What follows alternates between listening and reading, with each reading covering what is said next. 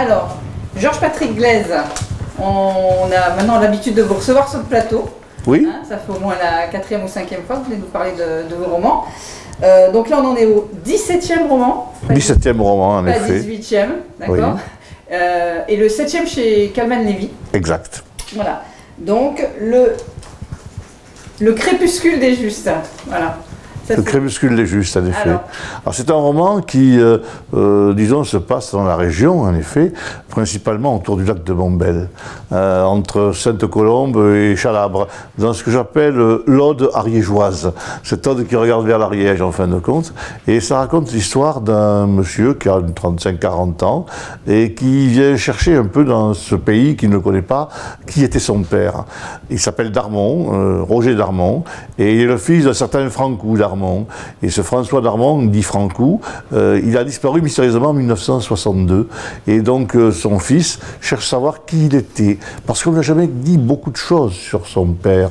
La seule chose qu'il sait, c'est qu'il était d'origine juive, qu'il avait été sûrement échappé au rafle en 1942 et qu'il s'était réfugié ici, dans ce village de Sainte-Colombe-sur-Lers.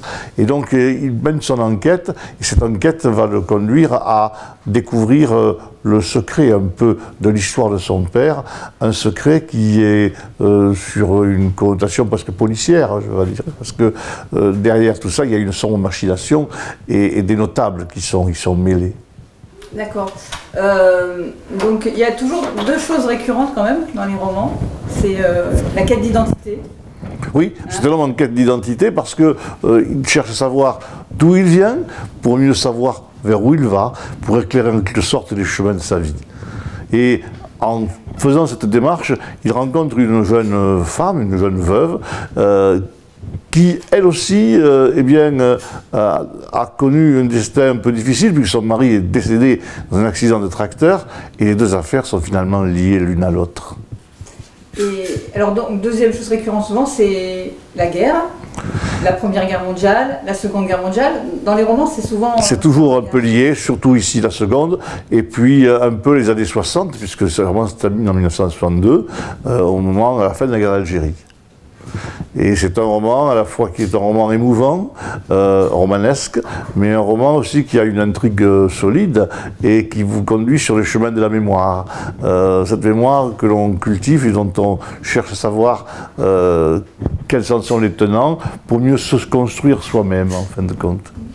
Beaucoup d'histoire aussi, bon, c'est votre, je pense, votre côté beaucoup d'histoire. Professeur d'histoire. C'est mon ancien côté professeur d'histoire, ça bien sûr, évidemment, qui reprend un peu le dessus. Il y a un côté, un aspect didactique. Dedans, on apprend des choses que les gens ne savent pas toujours, notamment sur toute l'histoire de la libération de Chalabre, qui a été assez sanglante et saignante et difficile. Ça demande beaucoup de recherche. Vous êtes prof d'histoire, donc vous savez déjà pas mal, mais pour ce roman-là, il y a eu beaucoup. Un roman, c'est un an de travail, et c'est des recherches assez solides, bien sûr, à la fois en archives, beaucoup aujourd'hui sur Internet, car on a une source importante, aussi à travers les cartes postales qui donnent des éléments de décor, permettant de mieux faire des descriptions. Mais c'est pas mal de travail de recherche en effet derrière, et puis il y a toute la rédaction, un peu l'imaginaire, et puis ce que les gens racontent, peuvent me raconter comme leur histoire vraie, et dont je me resserre sous une forme ou d'une autre, par forme de détail, forme de scène, pour intégrer dans le roman. Donc le livre est sorti il y a à peine une semaine, hein, le 28 août. Il est sorti le 28 août, oui. Voilà, donc là vous êtes en pleine promo. On est en pleine promotion. Ça se passe de manière assez intensive, disons. Hein. Là, je signe à la librairie Temps Moderne à Pamiers mercredi. Et puis, dans la foulée, on va enchaîner alors le lancement officiel qui a lieu à la mairie de Chalabre, naturellement, évidemment. Puis, les signatures à l'espace Leclerc multimédia de Foix, celui de Pamiers ensuite. Et puis, l'année, évidemment, aussi.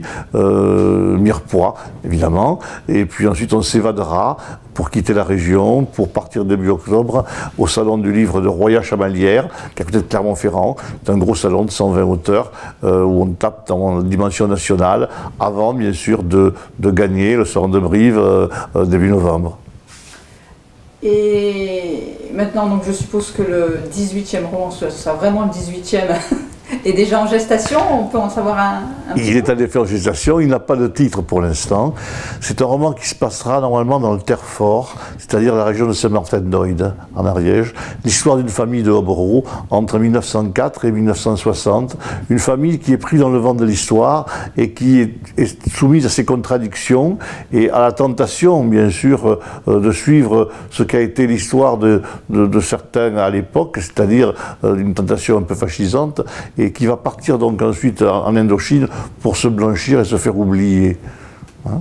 Donc c'est un roman qui est un roman historique là aussi, mais c'est pas un personnage, c'est pas une personne, c'est une famille sur 3 générations que je vais suivre, une famille française de cette petite aristocratie provinciale qu'il y avait au début du XXe siècle.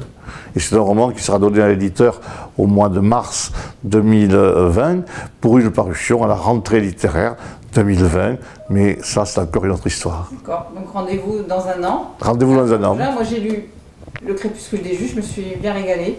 Donc, mais je pense que c'est un roman qui aura sa place dans les bibliothèques et qui a son charme par le côté émotionnel qu'il porte et la quête d'identité qui inspire le personnage sur les chemins de l'histoire.